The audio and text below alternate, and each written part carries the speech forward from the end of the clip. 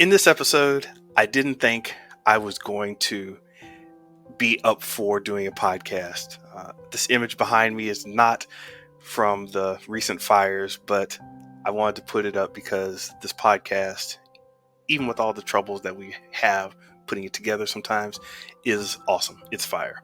Is that appropriate? I'm not sure. But I'm happy to be doing this podcast, happy to still be able to do the podcast in this situation. And I'm here with my man Theo on episode 200 of Show versus Business. We did get to talk about the LA fires, how natural disasters affected us in our work, what we do. Started on a somber note, guys, but if you are affected by the LA fires, our hearts and our thoughts go to you in prayers as well. And I'm glad you're able to do it and pull yourself during this time of upheaval there. Yeah, and if you do hear any jokes come out of me, lighten up, because I'm only doing that because I'm stressed and it's heavy out here.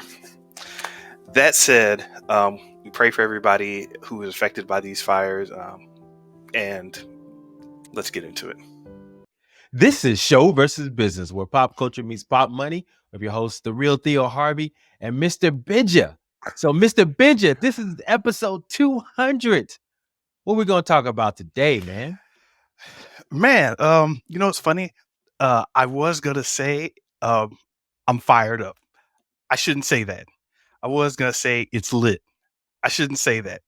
Because if you've read through the caption and the thumbnail, you know that we're going to talk about a little bit about what's happening here in LA County, and that's this insane fire that's going on right now.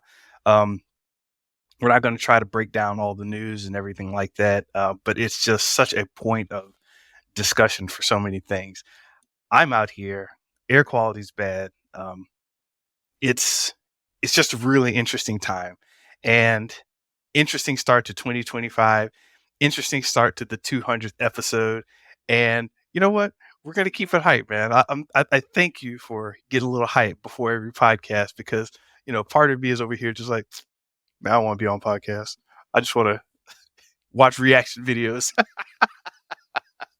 But you give me hype, man. I appreciate that, Theo. Thanks. No. Hey, that's what we do, man. Iron sharpens iron. Love it. That's right. Look, guys, I always say this, but if you like what we're talking about, please smash that subscribe button. Share it with your friends. Comment too. We want to hear comments and let us know. We're stuck in a nerve with some of the things that we're talking about here. So, but yeah, we got a couple things going on in this one. We have we're going to talk about some movies. Some things went on this week, especially around the world of Instagram, Meta, and Facebook, and Threads. Zuck's making changes, and everybody's all up in arms. TikTok ban. NVIDIA's got a $3,000 AI computer. Got a motion control for AI. Amazon is going in, changing movies and things. It's all crazy. We may not get to all those stories, but look them up if you have the time.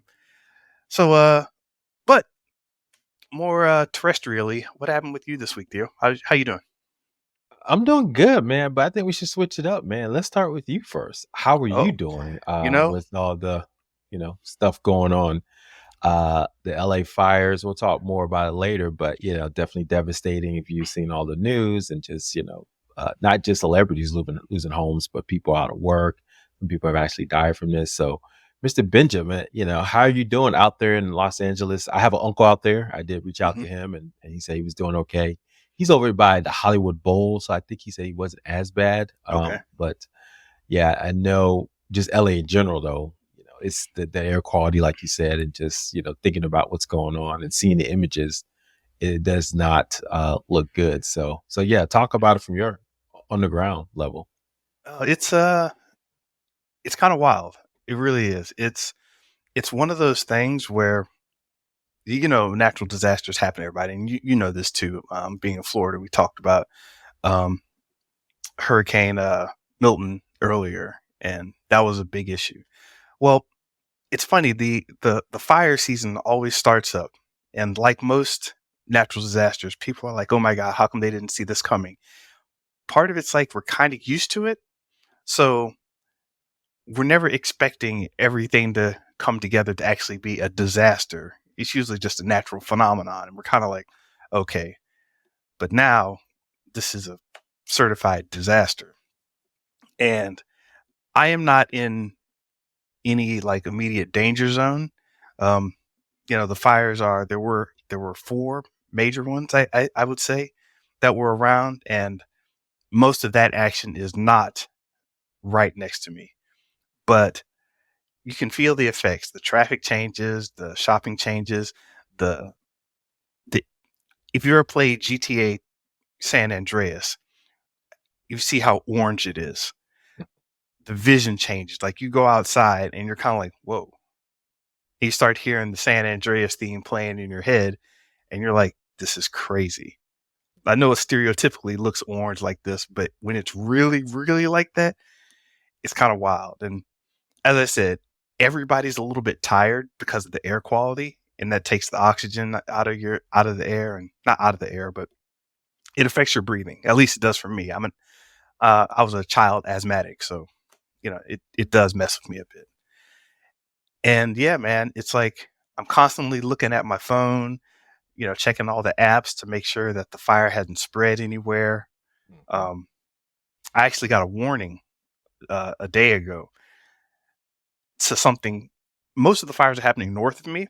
I got a warning that stuff was happening south of me, and that's scary because usually when you see like a fire or something, you're thinking, okay, when the time is right, I'll just get my things, evacuate, and there's a planned route that you take.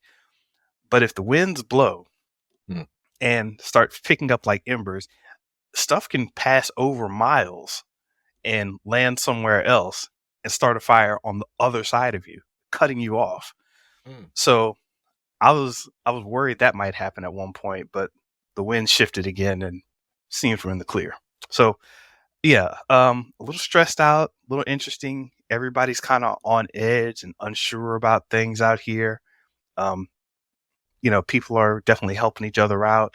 I know friends who have lost houses Mm. and possessions. So like in terms of like degrees of separation, I know it's like 1 degree of separation. Yeah, pretty much everybody knows somebody who was really affected. Yeah, yeah, and similar, like you said, Hurricane Milton and Helene. We actually had two hurricanes late last year that came through here, but that last one, Milton, really kind of affected things. And you're right, man. It's just it's devastating. I had a lot. Me personally, my house. Luckily, no roof damage, but I see all the roof damage in my neighbor's houses. You see some of the flooding that came down, Yeah. and so it's like when you're actually in a disaster, you're right.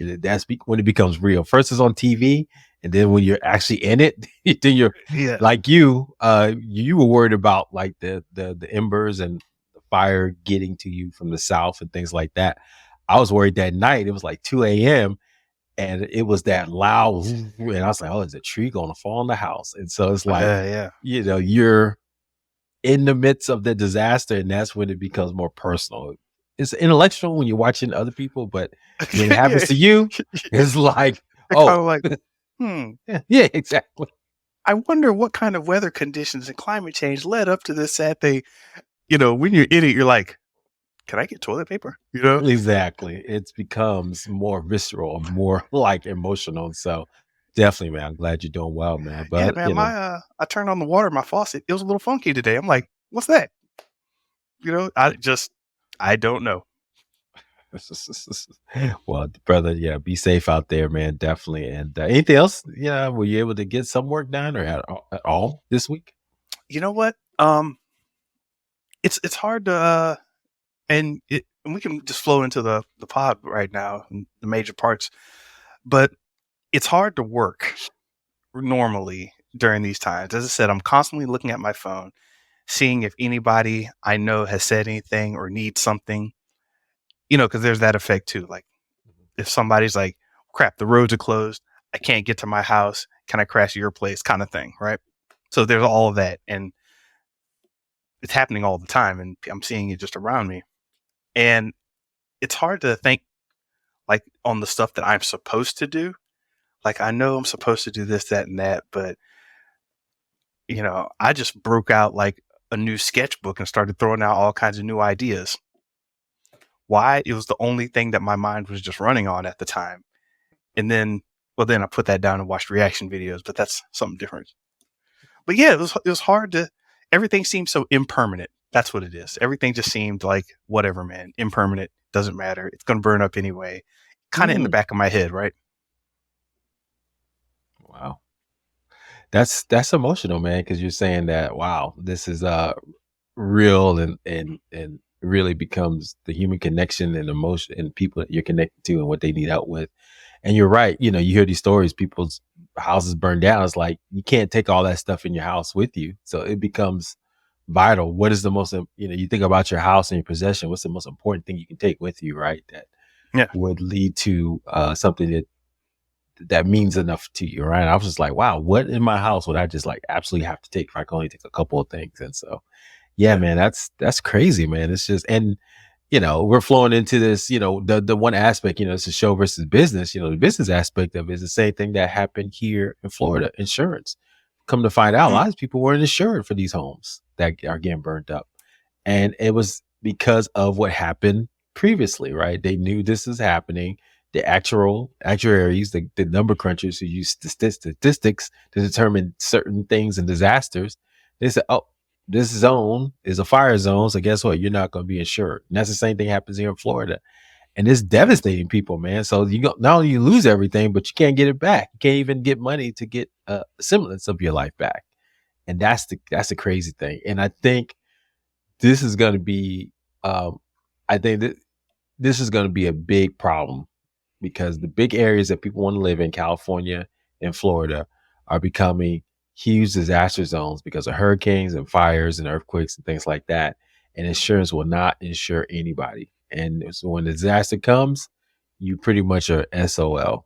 Yeah. And then as we talked about on the our healthcare episode, you know, sometimes they give you a lot of pushback on getting your claims or getting the full amount you think you're owed. You know, even if they do give a claim, it's like they may just throw pennies at you. Yeah. And what do you do? Yeah. And so that's the devastating part from the business side of it, man. So, I mean, they've already done some actual statistics on what's happening, you know, the next 20, 25 years. Whole coastal land will be gone, you know, because of this stuff, you know. So climate change is real. And so I don't know if we're doing enough to kind of stem the tide at this point, but we're feeling the effects of areas that are being affected by a lot of this. Yeah, and it's funny. It kind of makes the digital play that we always talk about, like how much do you outsource? How much can you do work from home? How much can you collaborate over the internet, AI, etc. And every time something not like this, but every time some major event happens, it seems like we just slide more to, well, we can do it remotely. Yeah, that's easier. Let's do that. Boom. It's like when COVID happened. It's like all of a sudden Zoom became a thing. A lot of people weren't thinking about Zoom every day before it. Now I got like, you know, college kids talking about, hey man, we about to set up our big NCAA tournament Zoom discussion. And it's like, oh, okay, I guess so. I thought it was for business, but out of nowhere. Yeah. Yeah.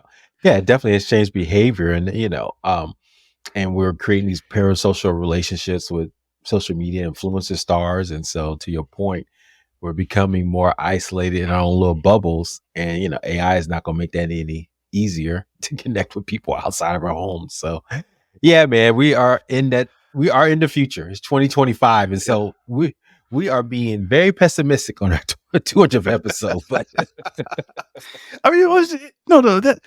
This is a good place from the ashes grow the new life, the new tree of life. That I comes agree. from the ashes. They even have I the agree. phrase "up from the ashes." Boom. That's what we're doing here. So I mean, you know, obviously social media is a big part of this fires. I mean, you know, obviously it's in LA, which is Mm. the hub of storytelling and telling stories and communicating. I mean, it seems like there's not a lot of good information coming out of these things. That's my impression. Oh well, not like right away. It never happens like on the spot. Right now, we still gotta fling mud and do our online gamesmanship, play the blame game, say it wasn't my fault, it was their fault. Um, you know, bring up whatever activism you have, and you know it'll be a part of the story because everybody gets riled up. People are talking about uh, insurance scams. People are talking about general health care, air quality, the environment, housing costs, homelessness. Well, some people were talking about pets. All these pets having to deal with this, and there was a video of a cougar, and a dog barking at a random cougar walking through the street. Like, hey man, my house is on fire, dog. I'm coming down to the city. What you talking about? Cougar says, "Hey, I'm in these streets, man. I'm out." The dog's like, "Why are you coming in our neighborhood?" Nah, dog. Nah, dog. I'm coming. But you know what? The one thing I did notice, you asked me what I saw, like kind of, out here, and I'm sure this is true for you too. While the news is there, and like it's that official kind of thing, like okay, it's 6% contained in this area and 11,000 acres. Okay, you're getting the facts, right? But the discussion doesn't care about the news at all. All I'm seeing is like, you know, people risking their lives.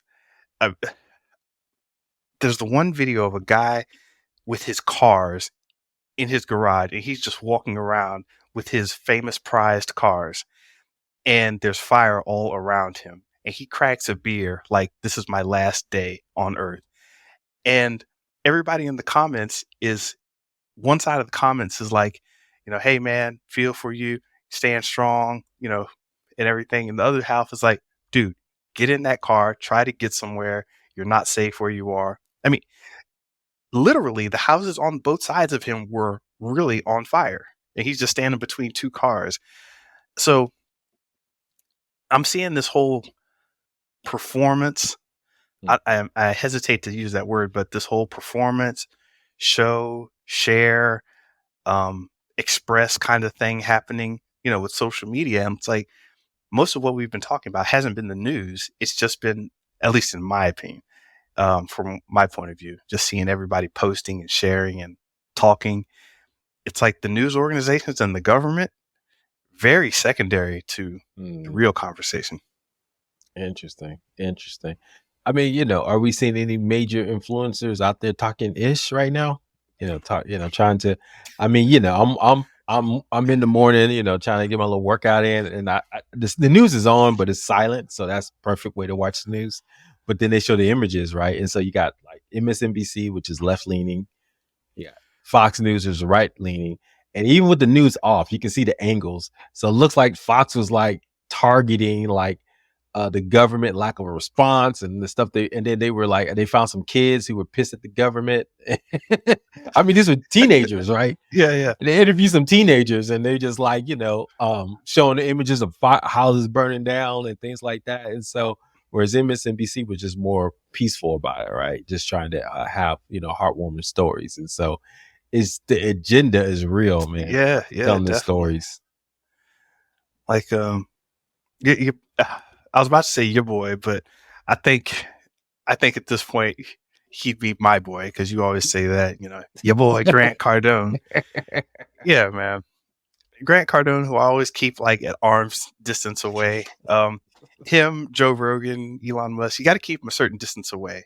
Even if you're checking out what they're doing, their business moves, their branding or whatever. Because I'll bring that stuff up and people are like, oh, you like that guy? It's like, hey, look, I'm down for this. I actually bought this from him. Hey, whatever. But I do recognize the clownery. And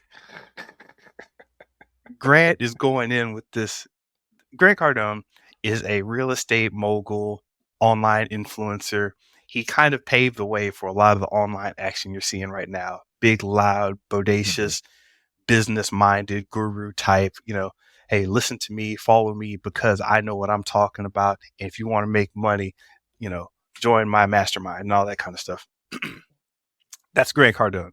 But he can say that because he actually owns a really substantial business. But he was on the news and is on X and on Threads all over the place talking about starting a class action lawsuit against the mayor, the governor, the state, everybody he can find, because he's in real estate and I know he's got properties out there that were lost. So Mhm. the influencer game is, it's like, man, he's out there, he's doing it, talking his noise, and like this is like real change. This wasn't possible like this before. You know what I mean? I mean, look, we have a convicted felon in the White House, right? And part of the Oh way he yeah, got there was number one, he was a reality star. He's a business person, a reality star, and really an influencer after that. So, yeah, I think this is the new norm.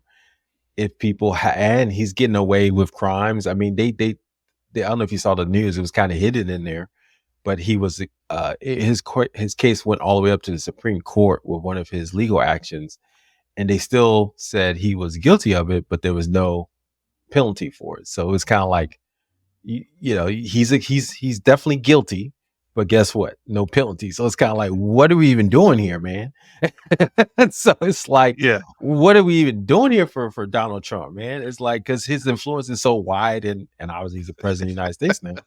They can't really do anything, and then you got Elon Musk, who basically in the last like 30 days probably tipped the favor of the election toward Donald Trump even more. I mean, and so by coming at the last minute, now he's practically, creating his whole Department of Government Efficiency thing and really diving into that. And so you had these, and he's the second wealthiest man, or maybe he's still maybe back to the first again, but one the richest man on the planet, and he's yeah, got control of a government, and he's not even from America. So the influencer game is deep, man. These people have far-reaching power and authority, and the more people that follow you and yeah. connect to you, man, you're changing the perception. Because even here, remember here in Florida, the big scandal was FEMA is not giving money to the MAGA people. That was a big, or don't trust FEMA to give you money, and Right. so people were telling FEMA, get out of here. They're trying to literally help you put money in your pocket so you can get stuff done in your house. People were kicking them out because they Yeah. didn't trust them because of what influencers told them. So, Yeah. It's funny. It's like people don't realize it, but to that point, with all the influencers, a couple years ago, well, not a couple years ago, but slowly over time, we've been seeing. You used to have these people who could just, go in a room, do their work. They'd get accused of something. They'd go to court, and then they come out and be like, "No facts," and then they wouldn't say anything. They would just walk about their business. Now, it's like, I don't want to say, truth be damned, but if you don't have some type of social media presence, it's like the machine won't even fight for you. ooh, You that's know, deep. Man, you write that. Those have bars. Write that down. The machine won't fight for you. You got some presence out there. I agree. no. It's like if you've got a list of things to do, it's like you can. Well, we can convict this guy, or we could look into everything that these reports have been saying, that the people online have been talking about and have been trending.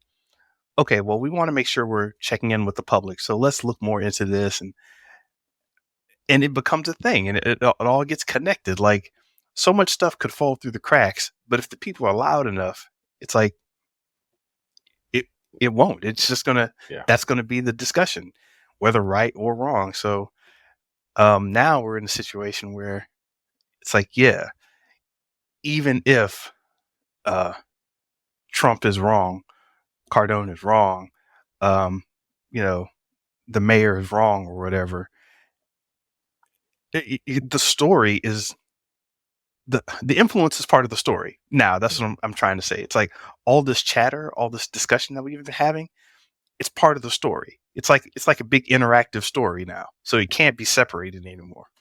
Yeah. Yeah. I think that's the case. And so it's very interesting time we're living in here, man. It's like, but I think we always kind of had people, quote unquote, who felt like they're above the law, but it's just like there's Oh so yeah, many sure. people that it does seem like just way more people than it ever was before, especially if you have some kind of presence in your own sphere of influence. And so, yeah, Yeah. man, it's crazy time that we kind of living in, figuring this out, how this can work. Well, did you see the mayor? When they caught the mayor of LA, like, yeah, LA on a plane, you know. Hmm. And I don't know how this reporter got there or whatever, but the mayor was waiting on the door to the walkway or whatever to open, and she's just standing there like, like contemplating everything as this journalist is grilling her like, "Hey, did you think that you had enough? Should you have been out of the country and blah blah blah blah blah?" And she's just like, and the way it just came across as bad, man. Like even if you even if the best thing was not to say anything to this person, it just looked bad. It really Yeah. looked bad. So I'm like, ugh. And now everybody's. I don't know if you've seen that video, right? No, I need to look at it. Karen Okay. Bass is the mayor of Los Angeles, Yes, and that's right. yeah, she's been a fixture in LA politics for a long. I think she was in politics even because she's 71 years old. I think she was politics when I was there 20 something years ago. But yeah, I mean that goes to your point though, right? It's like, look, the government officials, they should have more influence and they're not, right? And that's why they're losing the battle. They need to figure out, have more of a presence, but because they're behind these institution and they uphold the institution, they try to, use the old traditional channels to, maneuver and manipulate people, press releases and the traditional media.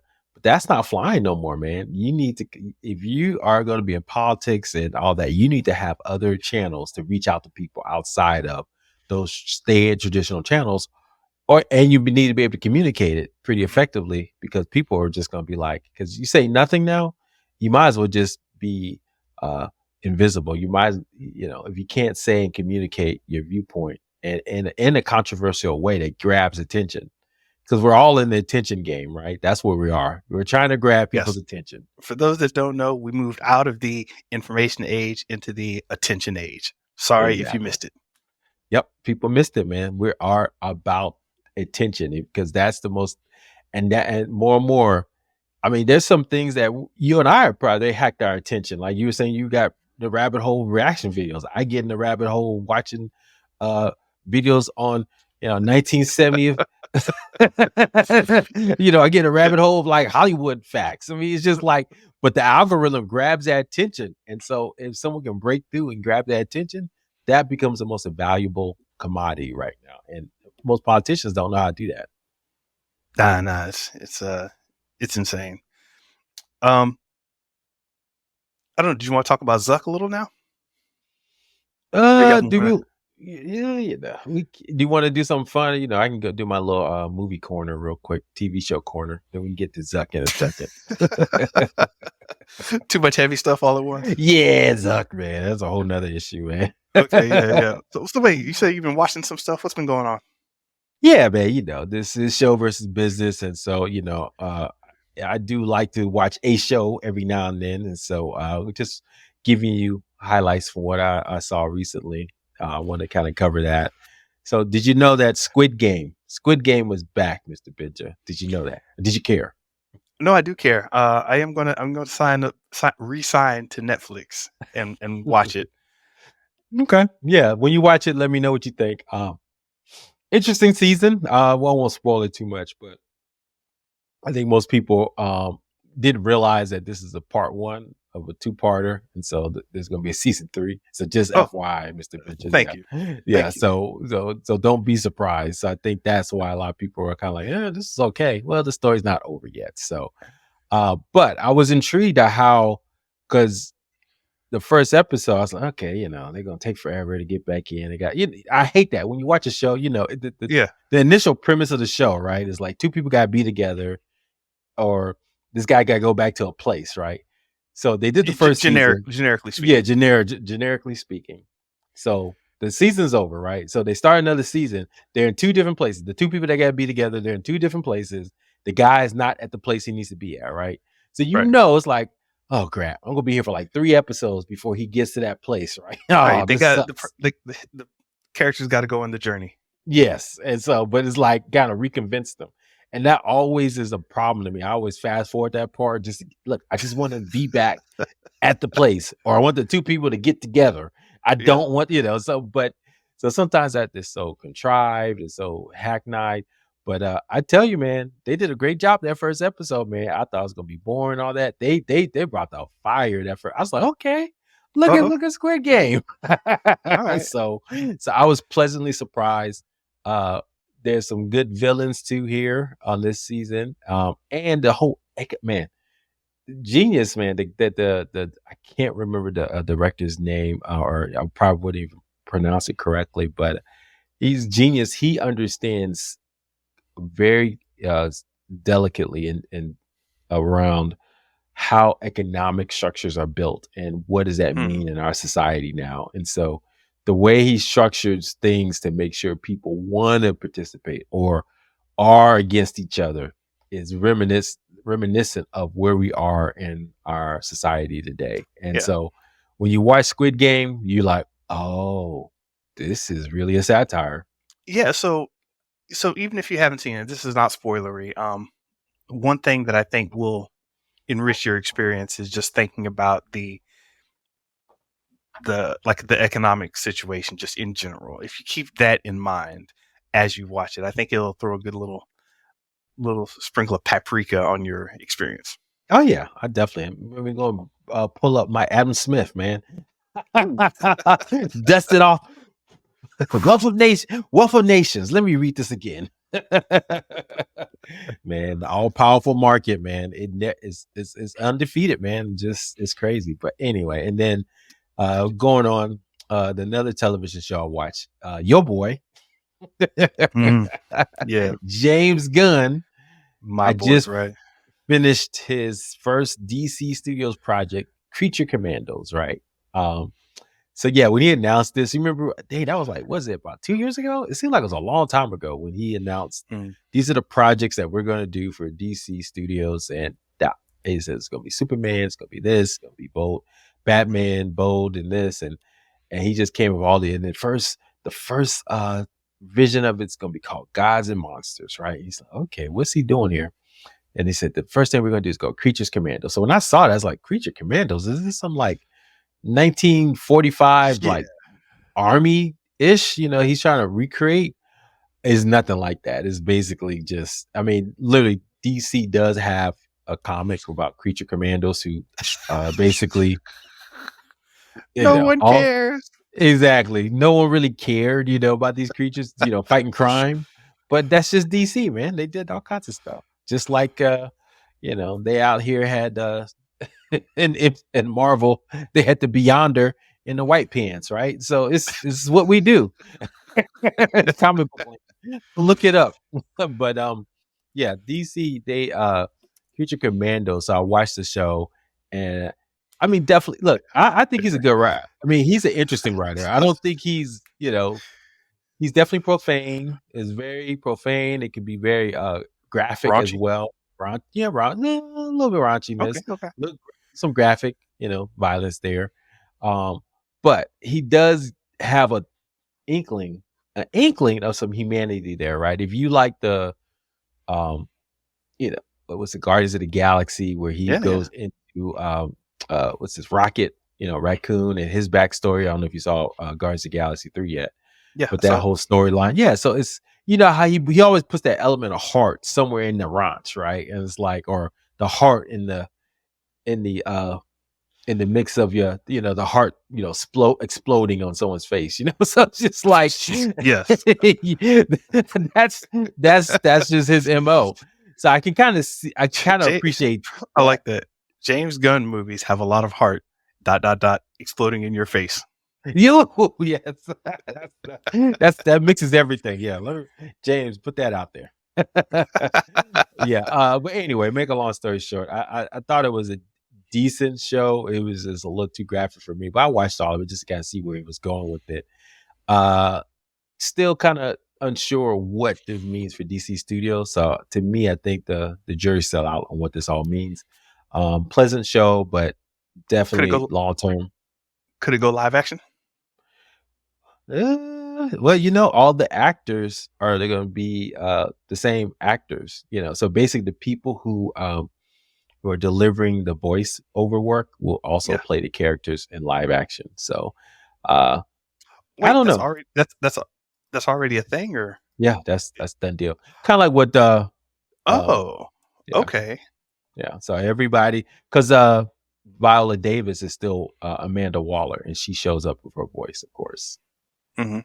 So everybody who has a voice on that show will show up as that character later on in live action in some form or So fashion. I only thought it was a cartoon, and that was the extent of it. And for now, it is. But there's live action coming, apparently. Why not? Yeah. I don't know if it's live action for Creature Commandos, maybe for those characters that might pop up in like, Superman or something like that. Um, but it's and then also the That might be. canon is such that if they reference it in the cartoon, then it happened. If they don't reference it, it didn't happen. Or so that's basically so anything in Peacemaker, of course, James Gunn. Mhm. Suicide Squad, James Gunn, are all canon now. But anything else outside of that, not Okay. canon.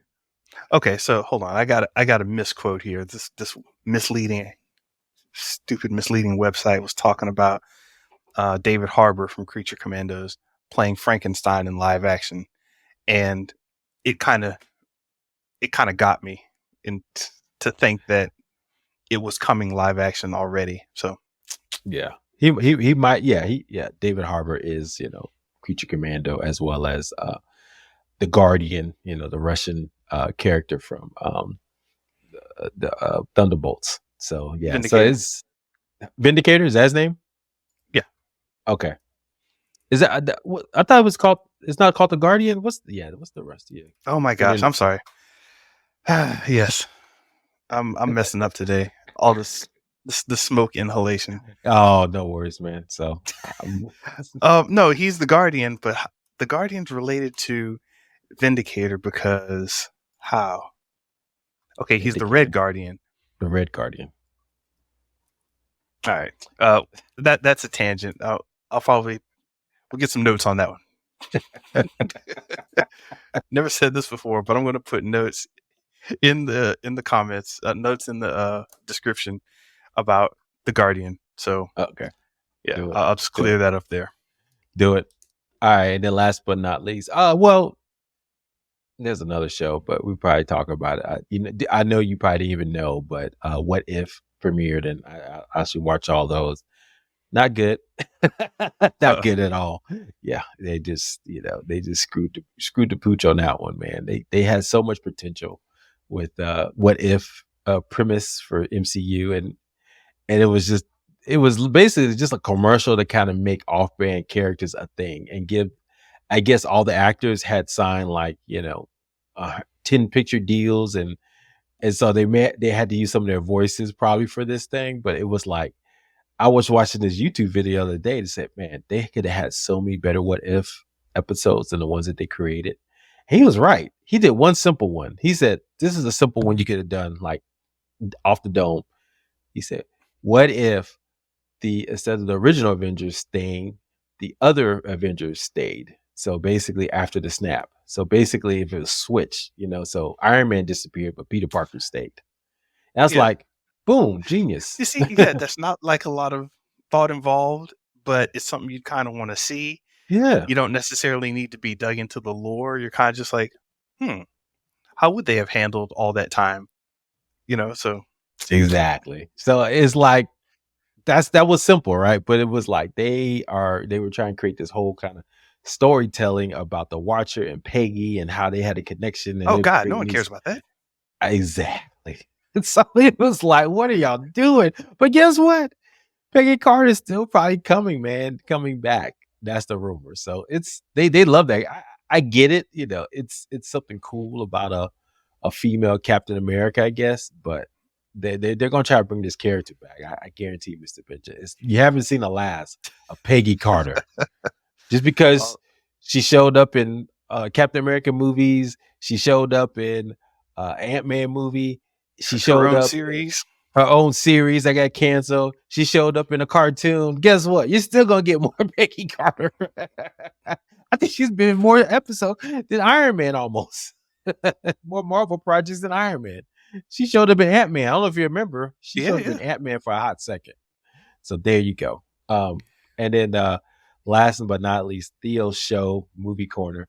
Penguin Colin Farrell, the actor who plays the Penguin, won Best Actor in a limited series at the Golden Globes last week as we're recording this. So is that a win, Mr. Benja, for prestige comic book TV shows? I don't know. It was nice to send the headline around to all the comic book nerds are going to go, no, we're, Golden Globes, Colin Farrell, Penguin. So, comic book stuff is sophisticated. Now watch Creature Commandos. It's like, right. Well, remember Angela Bassett? She was also nominated for an Oscar. Remember for Black Panther 2. But, okay. Yeah. So, yeah. Hey, why didn't you watch it? Why didn't you watch the Golden Globes this year? I don't know, man. I was like, oh, I should watch it, and then football took over. I'm a creature of habit, nothing else, man. I mean, I don't watch a lot of football, but it's just that it's getting you're American male. They're going to sell you on football, man. So I cannot remember the last Golden Globes I watched, if ever.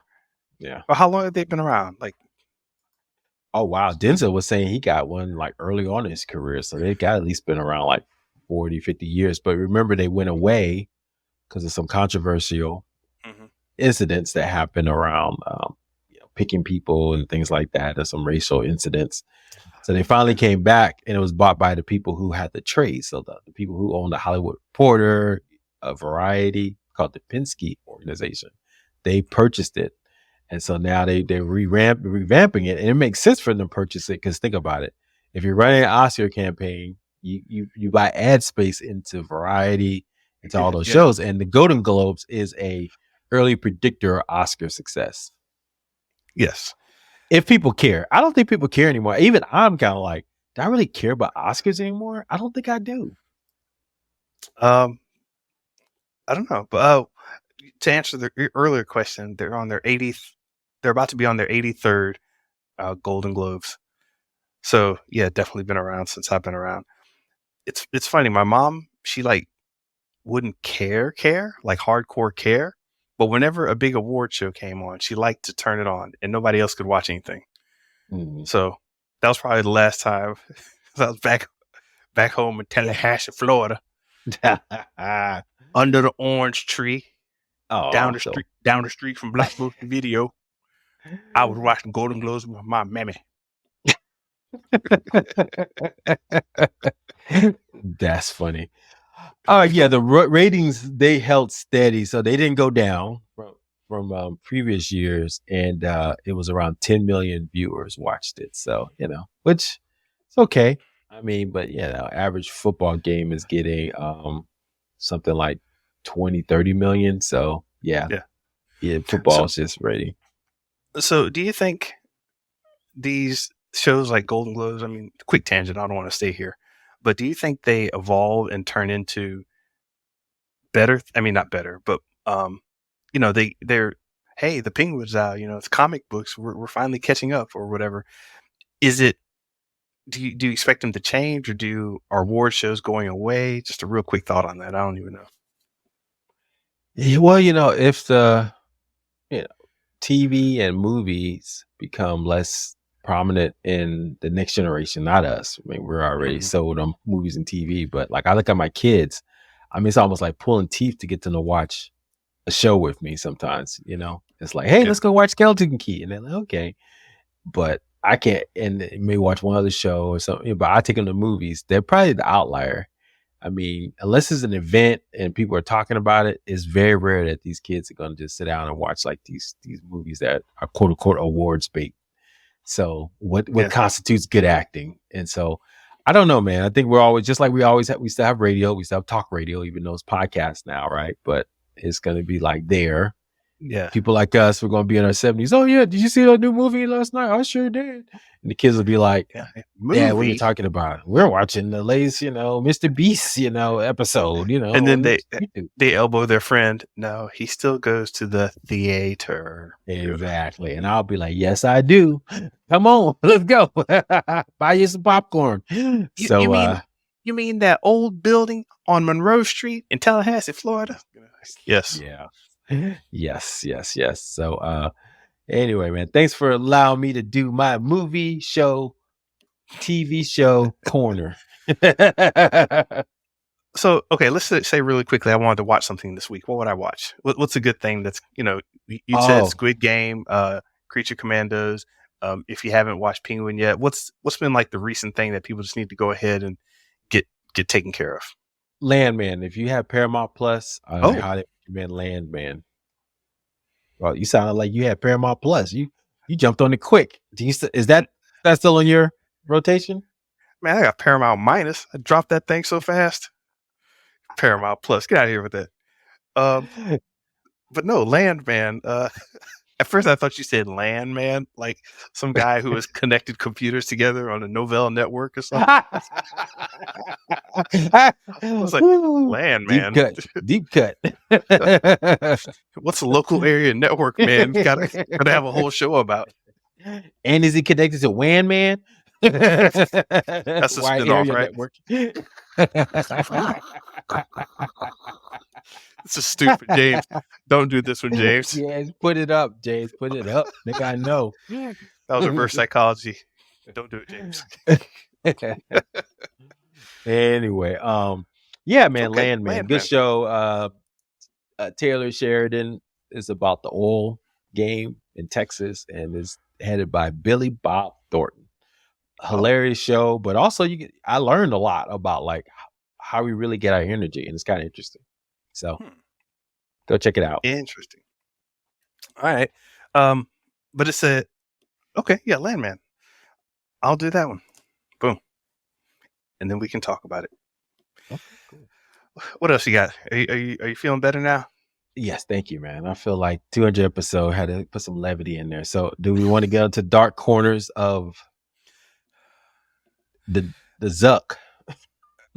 Man, it's funny. People were talking about there was just this thing online where something happened with the Wall Street Journal and Amazon. There was a strike with Wall Street, and the Wall Street Journal was doing something, pulling stories or something like that.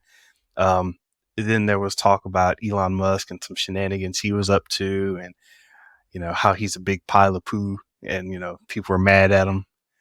And then somebody else in the comment section was like, "Yeah, all these rich billionaires," and then Mark Zuckerberg.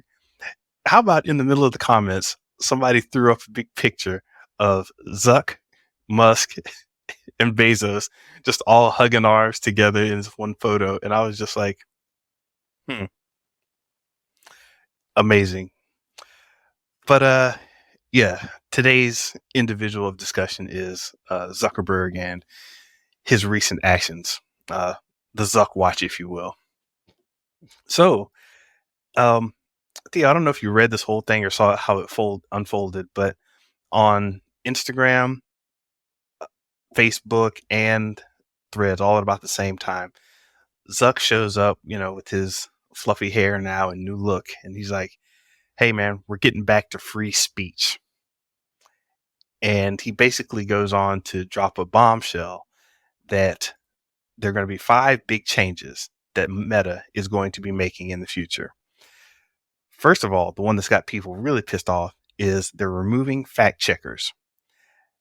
And the way this is playing out is, well, let me just list them all very quickly. First, getting rid of fact checkers, tightening some policies, reducing over enforcement, reintroducing content changes around politics, and moving content moderation out of California. So we don't have to go through all these in heavy or anything, but basically everybody got pissed off at the fact that he was removing fact checkers. Not the whole story. He's copying Elon Musk, and I kind of hesitate here because there's so many angles to what's going on and what's happening, and Meta is an extremely big part of the election and social media and life in general now. And he started talking about the fact that fact checkers, getting rid of them, they didn't work the way they wanted to. It's too hard to get them to work properly. And everybody on Threads like lost their minds. It was like, this is terrible. This is the worst thing ever. Um, I don't know. I don't know how you felt about the announcement. I don't know if you even saw it. Yeah, I saw it. I mean, number one, you sent it to me, and then Oh yeah, I was already reading some stuff on my interwebs and my sources, and I think I sent you a blurb about what they said. Obviously, people were. I mean, but is this surprising at all for anybody that's been paying attention? I mean, Zuck is going to win at all costs, and if he sees a pathway, he pivoted toward the metaverse, thinking that was going to, win him fans and money and be the leader in a new virtual world, but that didn't pan yeah, out. He panned toward, when he got accused of stealing the election and, or yeah, having Russian influence in the election, he pivoted toward heavy uh, moderation and eliminating all political discourse on Facebook so he can appease, other yeah, folks.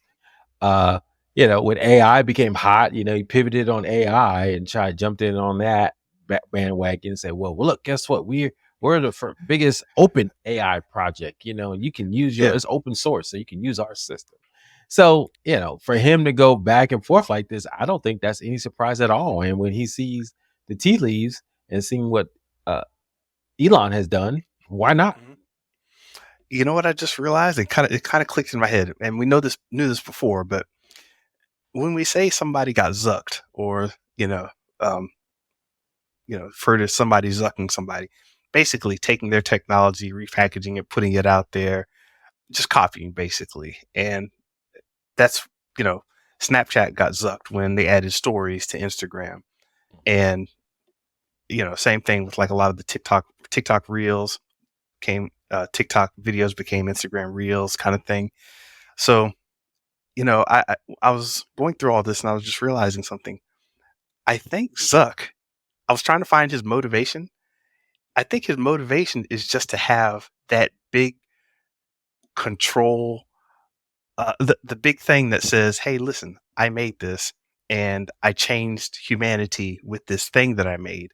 Mhm. But he's doing it by copying, and that's fundamentally really difficult to make work. Like you can be important and popular and all that, but you say Steve Jobs, I made the iPhone. Elon Musk, I brought electric cars to everybody. Jeff Bezos, hey, I got one click shipping. You say Facebook, the like button. I mean, it's not that Mm. exciting of a concept. Mhm. Mhm. So it's like that massive change, that mark on history. It's just missing for him, and I think that's kind of drives his neuroticism about. I think that drives him. Good point. I mean, right. There's rumors that well, not rumors, but it's known fact that he loves the Roman Empire and read books on, how to be an emperor and all this stuff and take over countries. And so it's of a piece, right? That he's trying to determine, what's his mark going to be on the world, which is fine, but it does seem like it does seem like it's kind of like all over the place, right? It doesn't seem that it is there for him to kind of determine what he really wants to do. And that's unfortunate, man. I mean, just be the best who you can be, right? Not try to copy other folks and try to show out a certain style or different things that so for instance, with the AI stuff, right? Just it's still called meta. Yeah, No one has been talking about metaverse and it's still called meta, but now there's heavy push into AI. I mean, that stupid demo where he was just in his avatar just floating around with no legs. I mean, what was that about, man? It's just, but check this out. They spent 200, what? They spent billions of dollars on this initiative. They still have billions of dollars more to invest in AI.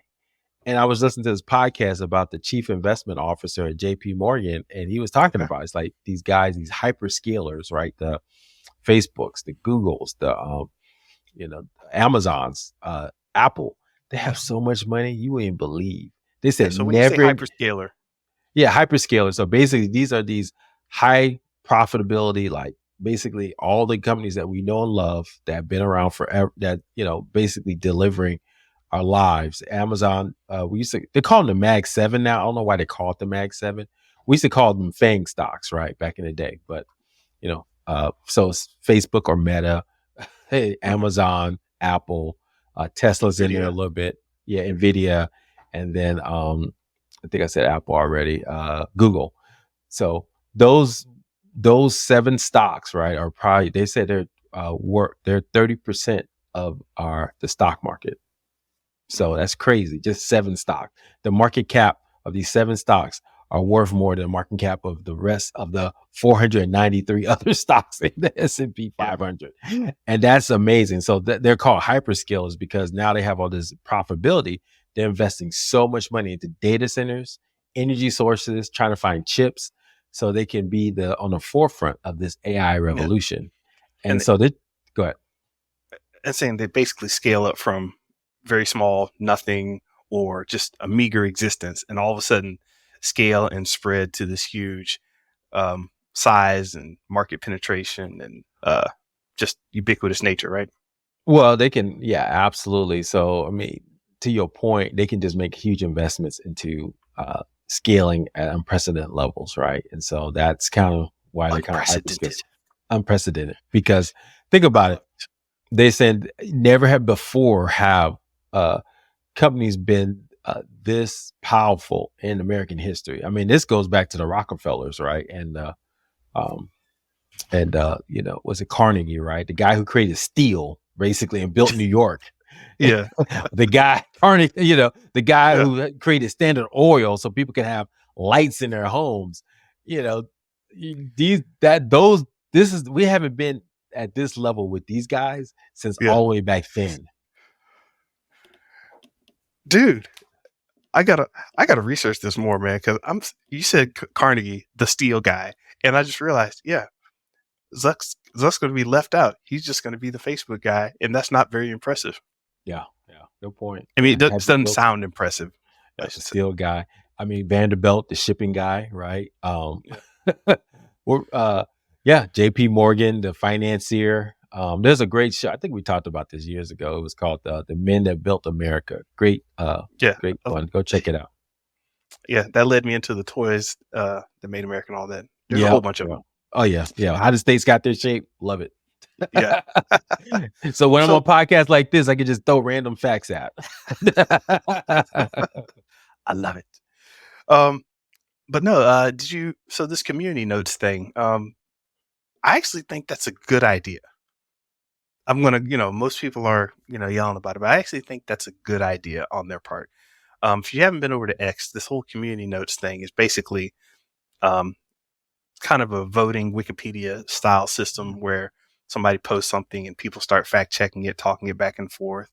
And you can still have input and you can add in a group of, fact checkers or solid voices like, hey, this group says this or this person stated this officially. And that can go into the system. But starting it from the community side, I think is going to play out better. Like it doesn't sound better on paper, having a bunch of clowns comment on something and they decide what's right. And of course, there will be misinformation until stuff gets sorted out. Problem. But I've had so many problems with Facebook. Like I've got my account accidentally, to their point, they said accidentally, banned or suspended or severely reduced twice now. And then they say, "Oh, I'm sorry, that was an accident." Mm. So like if I quote the movie Kick Ass and they thought that I was trying to kick someone's ass, boom, it's like you're done. Yeah. It's like, hey, can we put some community notes behind this? Guy was just joking. He's referring to a movie. It's like, oh, okay. Well, unless your name is Donald Trump, you can say whatever you want. Don't matter. You don't get kicked off. So, well, he's kicked off now, but I'm sure he'll be back. But no, like I said, I don't really have an opinion per se on it. Like I said, I'm not on X as much, but it sounds like it could be a good thing to fact check and have community kind of do that. So it definitely takes I guess basically they're just outsourcing that cost to deliver fact checking, right? I mean, and it still wasn't effective, right? These moderators and all that were kind of fact checking things, and these content moderation folks, it still bad stuff was still kind of getting into the mix, right? When it comes to Facebook and what people saw. So I get it, man, but I don't know, man. I don't know if Facebook is still there, Instagram is still there, But do you feel like they still have as much power as they once did? I don't know if they do, man. I think YouTube is starting to, creep up. Obviously, TikTok, if it ever gets Yeah. banned, we'll talk about that in a second. But I just don't see it as a driver. Like I go on Facebook, I'm still amazed that people still post on there. I guess, and I guess they got a lot of utilization of it because you still can connect with friends. They have people still talk about Facebook, what shopping? What's it called? When you can find Marketplace. marketplace, yeah, Yeah. And groups are still kicking. So, yeah. it's like there's a lot of basic stuff there that just kind of works, and I like for that reason. Like, I communicate through you. I mean, with you through Facebook, and Yeah, that's a lot true. of Yeah, my chat. a lot of my close friends. Um, I if I want to get my family together to do something, I tell them, hey, there's a Facebook group. And some kids like, well, I'm not on Facebook. Kid, I don't care. Just get on, go to the event page, say hi to your grandma. Do it. Gosh, come on, man, quit playing around. I love it. I love it. You put on here real quick. TikTok. Yeah, do it. Is it gonna get banned? You tell me. It looks like it. It's coming more and more. It's coming closer and closer to looking like it's getting banned. So companies are out there saying, hey, we're Snapchat. We still exist. And hey, here's my Instagram handle. I'm seeing a lot more of that. So it looks like Oh, it. It looks interesting. like it might happen. Yeah. I'm seeing a And lot of TikTokers coming to YouTube too. To your point, yeah. Book yeah, you're talk right. guys. Yeah. A lot of the shorts are definitely moving over to YouTube Shorts. Mhm. So people are a little upset about it, but it may go away and then forgotten, like Vine. Like everybody swore by Vine, then all of a Good sudden it's like, point. oh, I'm not on that anymore. Well, whatever. Yeah, and then remember all the influences like what's that guy King Vader? Didn't he come from Vine? King And Batch, yeah, yeah, Was it how you say it? King Batch. Has he ever recovered from that? He's not a big, but he's done a few little Netflix side roles and Yeah, I saw that. shows, Yeah. and But he was the biggest thing on Vine. So I'm just curious, Mr. Benji. You see, and even in YouTube, remember there was like a whole 1.0 version of YouTubers that blew up and they're just not mhm, as prominent anymore. So I'm just wondering, it's just yeah, an evolution of influencers that we'll see kind of rotate throughout the. and this happens whenever there's a shift. I was going to say in technology, but there's a shift in the technology, methodology, sociology, whatever ology, right? Whenever there's a shift, all your creatives have to adjust and either stake their claim where they are or evolve into the next segment.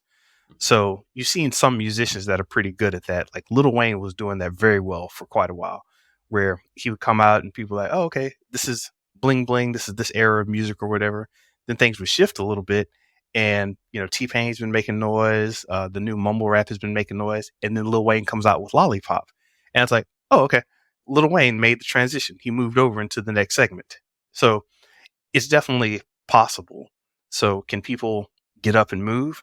Um, I don't know that they understand how. We've seen it in music, movies, and all these other things, but seeing it happen with influencers is going to be interesting. Yeah. Well, I think we have seen it, right? Wasn't Mr. Beast was around in 1.0, right? But he was never, he wasn't like at what Cutie Pie, what's his name? PP Pie, or whatever his name. PewDiePie. Yeah, he wasn't on that level, right? Back then. So, um, Yeah, it's like PewDiePie.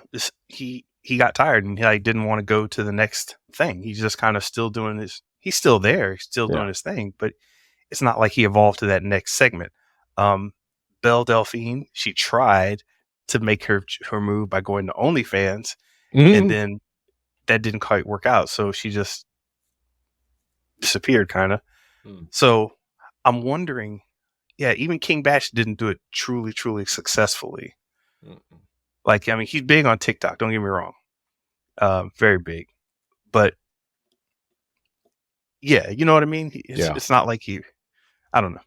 Yeah. It's just curious to see what's going to happen. I mean, because now it seems like the podcast is well, maybe because that's just my feed right now, but you look at someone like Alex Hormozy, he's just talking business for 2 hours. He did one video on like sales for 2.5 hours and it's got Yeah, like 50,000 views. And I was watching too. So this is good notes. Let me write some of this down. And yeah. so, and he's got 3 million followers. And it's just like, wow, it's just, and he's not doing, he's doing some production work, but it's just him literally sitting in the studio talking. Yeah. no interviews or anything like that, right? And it's just like, wow, so it's funny how things can evolve. Yeah, but like if everything switches over to say Threads or Blue Sky or some metaverse app, some VR app, will you be okay seeing Alex Hormozy in the metaverse? It's like Good point. Yeah, yeah. You might not. Yeah, you're right. I think that's and what's the guy that's out there? Your guy from Twitch. Kai Cenat. Yeah, Kai Cenat. Now he's out here, the big guy, because he's streaming all the time and all that. So that's an interesting content creator because that is ongoing. That's nonstop. Kind of is Yeah, almost like you're in jail to kind of create content. And I don't know how many people are gonna follow that mode. That I don't know how that's long that tough. can. It's Yeah, tough. that's a tough mode. That's a tough grind. What is it? It's a good job you can have it. I don't think too many people want that type of job where you're sitting in front of a screen for like and trying to entertain people for that long. Yeah, it's a very bizarre model, and yet you wonder, can he switch over into TV comedy, sketch shows of some sort, some sort of new VR thing, video game thing. I don't know. Well, then I was listening to his video. I was listening to his interview with Shannon Sharp. He said he did prank shows. Remember, he said he did a lot of prank shows back in the day. I didn't know Mhm. that. You probably know more than me, but so then he kind of pivoted because he was like tired. He felt that was getting old, and so he pivoted to more the streaming model, the Twitch. But um, yeah, man, just curious to me. But where is this next phase going to go? And when I think about influencers, uh, especially now that we have everybody wants to be an influencer, man. So I think the next generation is just like, if you want all time content that's always on, it's got to be a AI influencer, right? It's got to be someone that can just be there and keep you entertained. And I think Yeah, the algorithms can get, always on, and always I on. think that, and I think the algorithms can get, pretty good at keeping our attention for a long time. Oh my gosh, I'm having creative thoughts here, man, and I kind of want an AI influencer, just like Well, Mr. Benji, you can get it with NVIDIA's $3,000 AI computer. You can make your own. oh yeah, a personal supercomputer they called it. I'm thinking about getting it, Mr. Benja. I've been dabbling a little bit with these AI agent stuff, man. Yeah, yeah, I think I want it, man. I think I want it. Because I think what's happening is people don't trust these big companies. Yes, if you're enterprise, go with chat open AI's infrastructure, or go with Apple's, whatever they're building for, not Apple's, but Meta's version of it. But man, do we really trust these corporations as a personal level? I don't.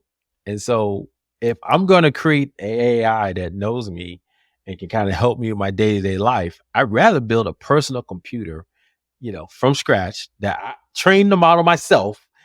That's yeah. literally almost air gapped. So that it won't get out into the world, man. Because I'm telling you, man, it's scary times, man. I guarantee they're gonna be taking our videos, man, from years from now, man, and they're gonna use it, and someone's gonna make billions of dollars of what we've been talking about. Yeah, and it'll be hard to tell. Exactly, because the AI learned it. Because just like we talked about Zuck, right? The one thing Zuck has done. Did you see? I think I sent you this article about how the court filing says Zuck knowingly training Facebook AI on pirated books. So Mm, I guess there was this site that you can find all these different books that were not available, that were not, you had to purchase them, right? They were copyright protected. And he trained a model on just reading all these books. And so now that content is embedded inside the AI now. And this is creators content that was something that they could have yeah. used for purchases or future licensing stuff. So yeah, man. Do So you really trust when Zuck? You trust these guys with your personal information to create you an AI agent? I mean, trust is a strong word because I really wouldn't. But would I go ahead and do it? I mean, maybe. And when I say maybe, all they have to do is put it in a pretty package, and at some point along the way, I'll probably go, I should do this for research, and then next thing you know, I'm in the mix. Yeah. convenience always trumps privacy, man. So it is what it is. Oh, Mr. Benja, anything else, man? This has been a great episode, man. 200 episode, man. We've been doing this 200 episodes. When we started this, did you think we'd go this long? I had no idea. I was just like, Theo's on some podcast kick. I'm down with it. We can put our conversations together, put them on wax, get it out there to the people. I don't care. That's what I was saying back then. Now I'm like, this is great. Let's keep going. I love it, man. So we're going. We're keeping going, guys. We ain't stopping. We ain't stopping. So we're gonna keep pushing to the moon, as they would say. Crypto bros. Keep hodl. We're gonna hodl. But yeah, man, Mr. Benja, this has been a great episode, man. I enjoyed doing these with you. We're gonna hit to 200, maybe 1,000 episodes in the future, man. We're gonna get to that Joe Rogan level, man. Hopefully we have his number of subscribers at that level. But anyway, guys, thank you for listening. Look, if you like what you heard, please follow us on X, Twitter, X now, Facebook, Meta, Instagram, YouTube, Threads. Yes. Listen to us audio version mostly, Spotify, iTunes, but you can listen to us wherever you listen to podcasts. We have other listeners and audio versions. But also go check out our website where you kind of get more insight about us and what we're building here. But Mr. Benja, been a pleasure. Peace. Look, guys, I always say this, but if you like what we're talking about, please smash that subscribe button. Share it with your friends. Comment too. We want to hear comments and let us know we're stuck in a nerve with some of the things that we're talking about here. So